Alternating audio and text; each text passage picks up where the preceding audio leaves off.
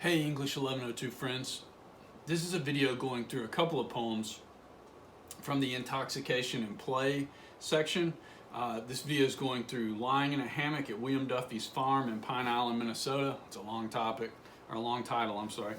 This Morning I Could Do 1,000 Things by Robert Hedden. So just those two poems, This Morning I Could Do 1,000 Things and Lying in a Hammock at William Duffy's farm. These two poems I put together because they are both about this sort of I could be doing things, but I choose to do nothing kind of attitude. And if that's okay, and if the speaker in the poem is okay with that and has consciously decided to do that, those kinds of issues. This morning I could do 1,000 things. The speaker is very clearly okay with it. This sort of I could do it. The could is important in the title of this poem. I could do 1,000 things. I could be productive. I could fix the leaky pipe under the sink, or wander over and bother Jerry, who's lost in the bog of his crankcase. So he's like, I could do some work around my house. I could go over to my neighbor's house and help him. If you don't know what a crankcase is, it's in a car. I could drive the half-mile down to the local mall and browse through the bright stables of mowers. So he's like, I could get up and get out and go, I'm gonna need a new lawnmower. Or maybe catch the power walkers puffing away on their last laps, just join in with these people getting some exercise. I could clean the garage, weed the garden, or get out the shears and prune the rose bushes back. But we've circled back to there's all kinds of things I could do around the house. Yes, 1,000 things this beautiful April morning. It's a nice spring morning, it's warming up.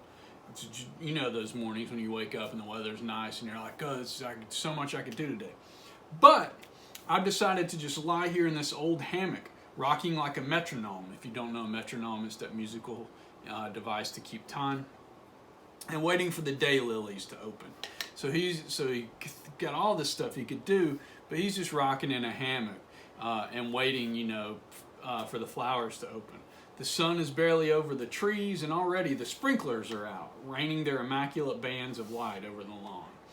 So instead of doing something, he's just enjoying being in the moment, and observing the things that are going on around him, rocking in the hammock and waiting for the flowers to open and watching the sun and the sprinklers on. So he's just sitting and observing and enjoying the scenery around him instead of actually doing something. He's just being in the moment instead of doing something.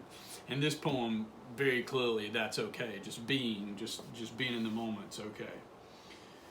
Lying in a hammock at William Duffy's farm in Pine Island, Minnesota is a little bit more ambiguous. There's also this laying down, observing the world around you happening in this poem, but it's a little bit more uncertain if that's okay or not. Over my head, I see the bronze butterfly. So there's the first thing you see, the first looking around, the butterfly. Asleep on the black trunk, blowing like a leaf in green shadow. So you get this description of it. Down the ravine behind the empty house, the cowbells follow one another into the distances of the afternoon. So you find out it's the afternoon. So you got the butterfly, you got the bells of the cows. He can't see the cows, but he can hear the bells that are around their neck. To my right, in a field of sunlight between two pines, the droppings of last year's horses blaze up like golden stones. So you've got the horse poop, that's what he can see where he can see where the horses have been. I'll lean back as the evening darkens and comes on, so it's late afternoon, it's the beginning of sunset.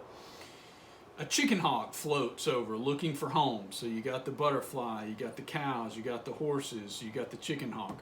And then you get this last sentence at the end of this poem, I have wasted my life.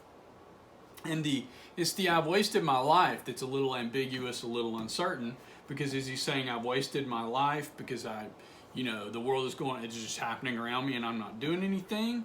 Or is he saying I've wasted my life because I've been out doing things instead of just enjoying this nature scene? So there's this sort of dual ending, this I've wasted my life.